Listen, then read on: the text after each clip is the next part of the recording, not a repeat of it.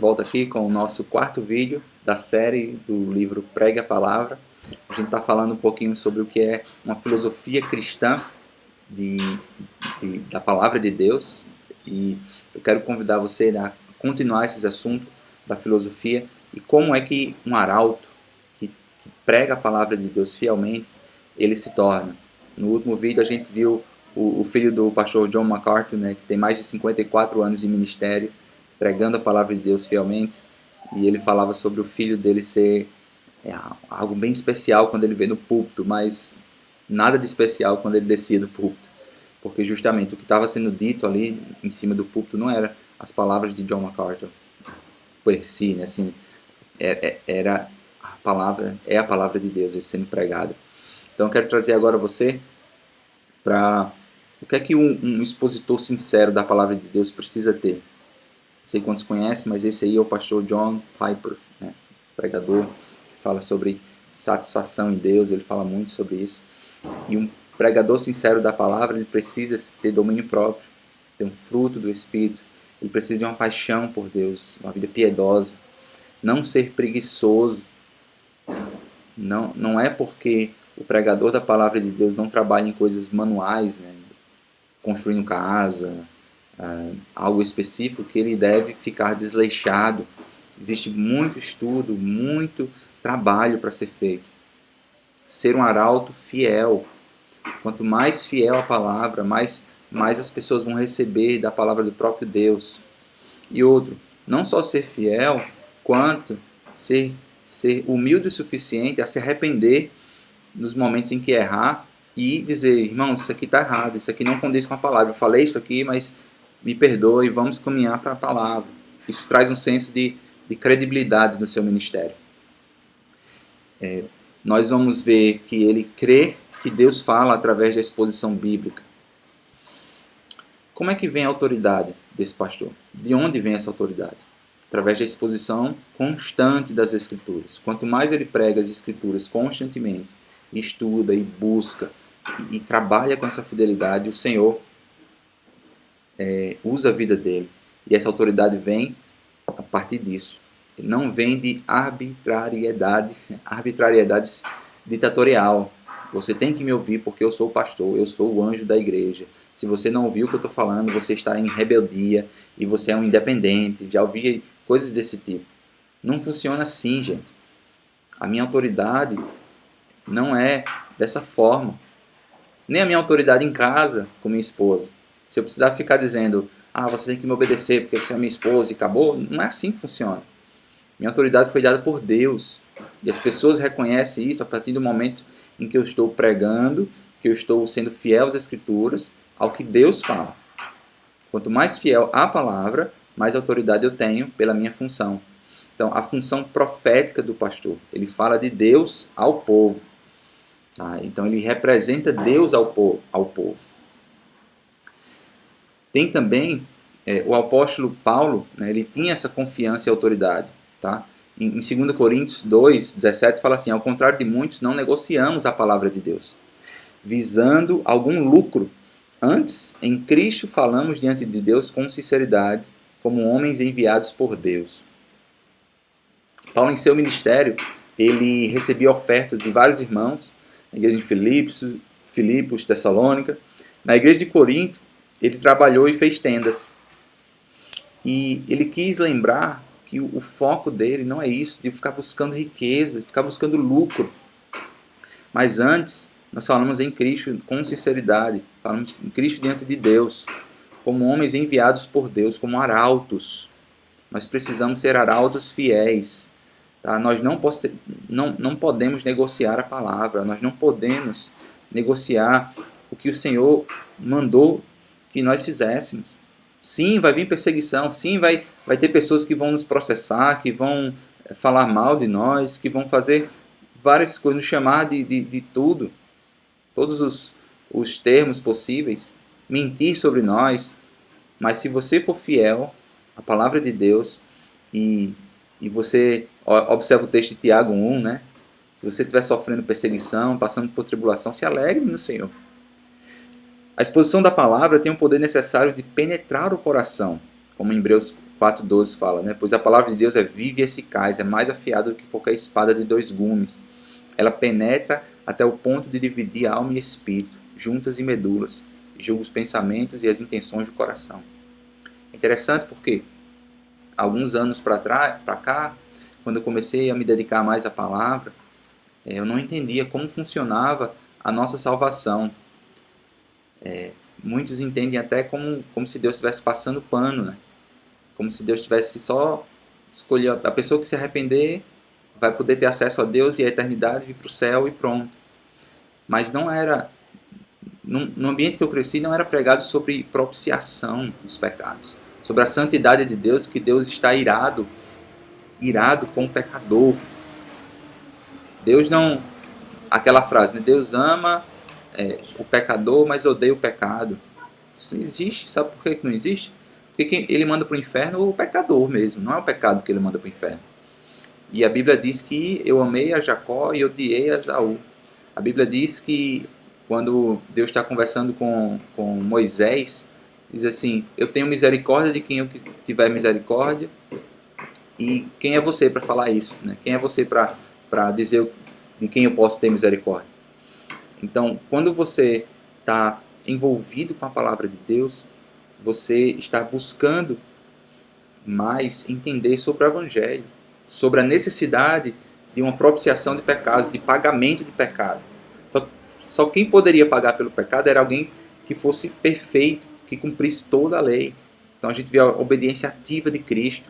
A vida de Cristo é uma prova de que ele viveu toda a lei, ele cumpriu sem nenhum pecado.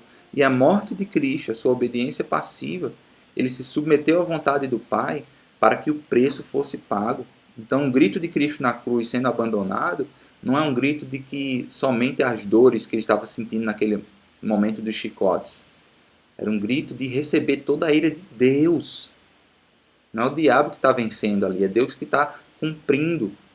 Em Cristo ele se tornou pecado por nós. Ele levou sobre si o pecado do mundo, os pecados que eu já cometi, o pecado que eu vou cometer, que você vai cometer, os eleitos de Deus. Então, existe um peso muito maior nisso. Tá? Quais os riscos de termos sermões tópicos? Que é aquele sermão que você pega um texto, escolhe um tópico e trabalha sobre ele. Nós temos um risco de empregar mal o texto. Nós temos um risco de ter opiniões particulares ou de acordo com a sua intenção. Temos risco de ter o pretexto de encobrir ou santificar percepções da vida espiritual humanamente arquitetadas. Nessa último ponto que eu falei aqui, de santificar as percepções, às vezes a gente vê o texto lá, e Davi foi lá e escolheu 5 pedras, só estou um exemplo, né, para lutar contra Golias. E aí a gente começa a mistificar a coisa, as pedras eram pedras de não sei o que, e começa agora você vai pegar a pedra da fé, a pedra da gratidão, a pedra da renúncia, e você vai utilizar essas pedras. Aí o pessoal começa a dar pedra para o povo, e começa... Não é isso que o texto está orientando. Então, essa santificação dessas coisas, desse sentido, tem esse sentido, né? Os membros da igreja, eles conseguem discernir intuitivamente as duas vozes, mas eles anseiam por ouvir a palavra de Deus.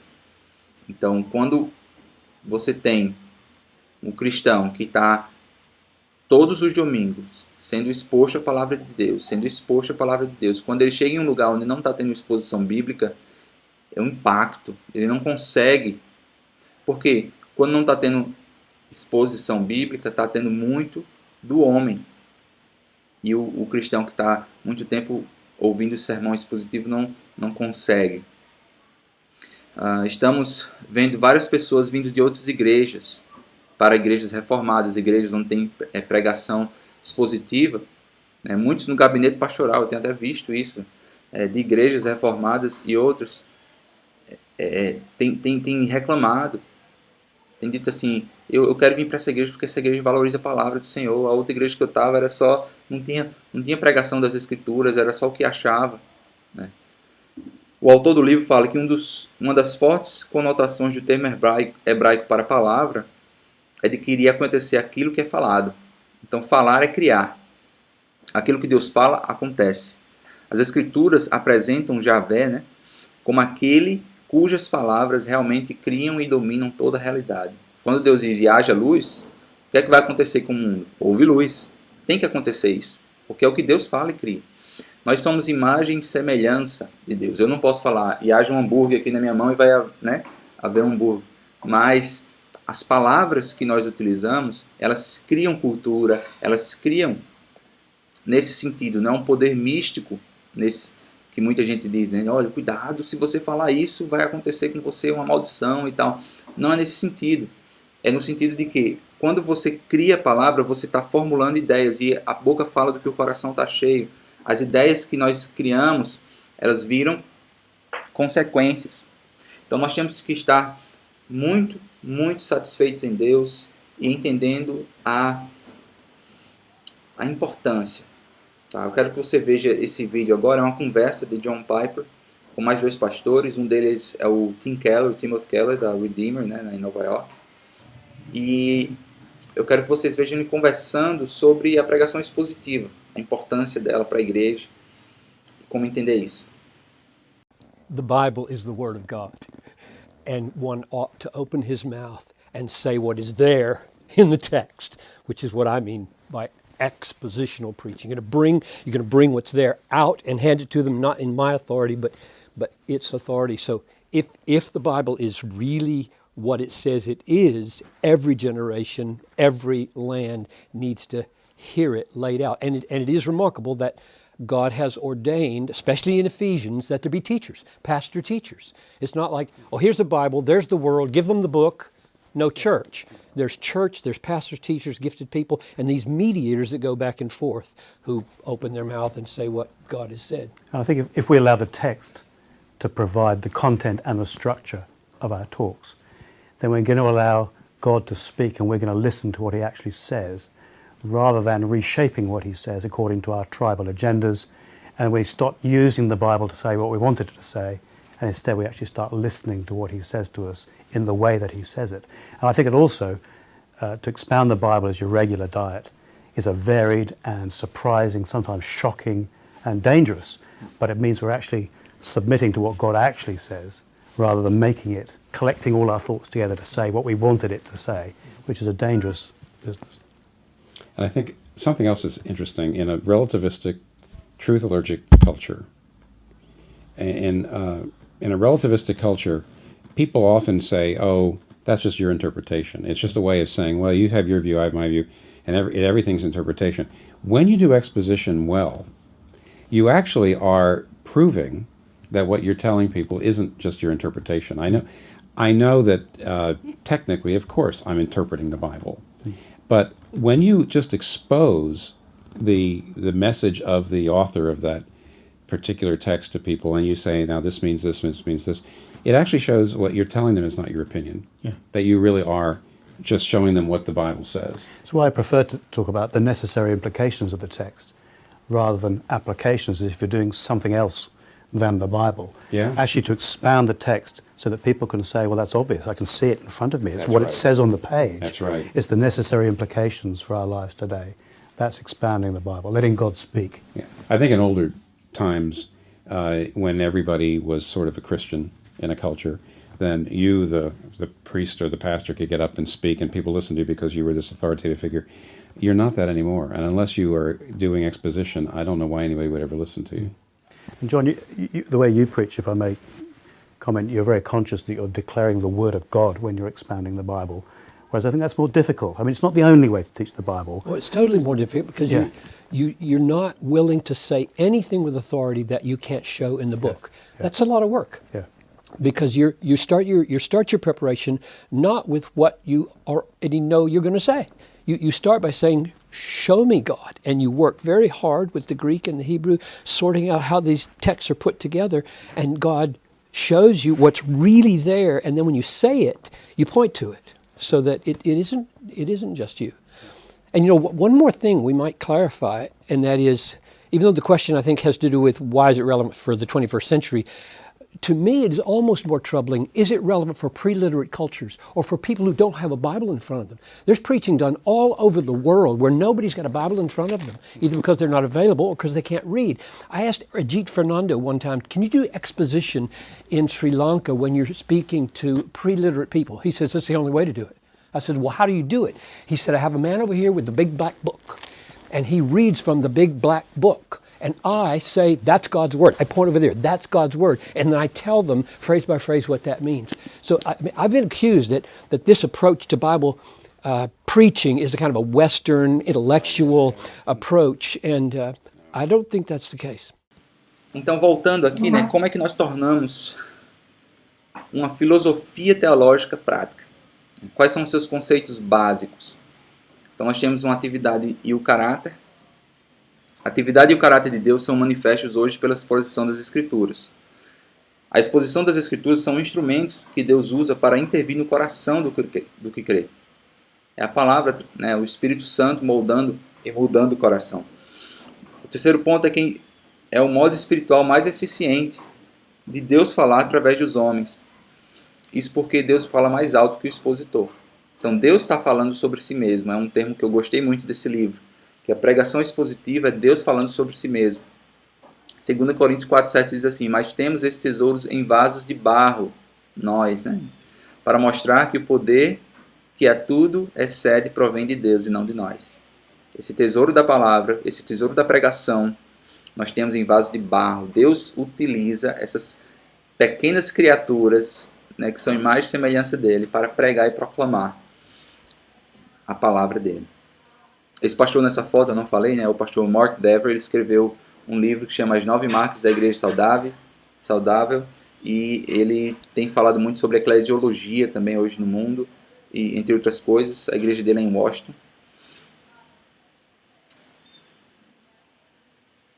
Uma filosofia humanística. Para estes, a exposição é apenas uma habilidade homilética, vendo a filosofia da palavra de forma humanística, né? Como consequência, o ministério dependerá totalmente dos homens. Então, se ele estiver muito preparado e se ele tiver os comentários específicos e tiver uma linguagem que influencie as pessoas, então ele vai ser um bom pregador, vai ser um bom arauto. Isso envolve se ter um comunicador. Então, o que vai pregar a palavra, ele tem que ser um comunicador, ele tem que ter carisma, ele tem que ser bem quisto pelas pessoas.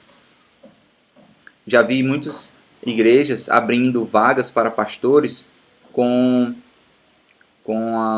a ideia de que eles têm que ter carisma, têm que saber falar, um bom comunicador. Mas não é isso que nós devemos buscar nos pastores. Não é isso. A Bíblia não coloca esses parâmetros. A Bíblia coloca o parâmetro de 1 Timóteo 3, de Tito 2. Os exemplos, a única habilidade técnica que um pastor deve ter, não um pastor professor, é de ensino. O resto são questões de caráter. Ele tem que ser marido de uma só esposa, tem que ser fiel, tem que os filhos estejam em disciplina, caminhando nos caminhos do Senhor. Ele deve não ser dado ao vinho, ser sóbrio, ter o domínio próprio, entre outras questões. Tá? Então, para essa filosofia, o conteúdo é secundário. O que é importante é como você entrega essa filosofia humanista, né? Uma mistura de oratória com vivacidade é o que se reflete no nível de unção do pregador. Então, um pregador ungido, se ele tem uma oratória boa, com um jeito vivo de se falar. Então, se tem emoção envolvida, se toca no meu coração e me emociona. E não sei se vocês lembram nos vídeos passados da história do comício, né? Tá um do lado do outro e diz, rapaz, como ele fala bem, né? E o outro diz, o que é que ele disse? Não sei, mas fala bonito, né? É mais ou menos isso. E o autor do livro fala, até que ponto os sermões falam sobre Deus em vez de permitirem que o próprio Deus fale sobre si. É uma reflexão importante. Vou colocar um trechinho também, mais um trechinho aqui do pastor Mark Dever falando sobre pregação expositiva, a importância dela. Sometimes people wonder if expositional preaching is really a very sensitive way to preach. Is it really being sensitive to the congregation in front of you and what they've been going through, or to the events in the world around you? I would simply say that from my understanding of the nature of God's Word, and also from my experience as a pastor, God's Word is far better prepared to comfort and to rake over our hearts than any idea a preacher may have. God's Word is far better prepared to help us to see the world around us and events, great events in the economy or in injustices or war, far better than just the cleverness of a preacher. So I think expositional preaching is a perfect way to deal with felt needs personally and globally. Muito legal, né? Que Deus te abençoe e a gente se encontra no próximo vídeo, o vídeo número 5, tá bom? Deus abençoe.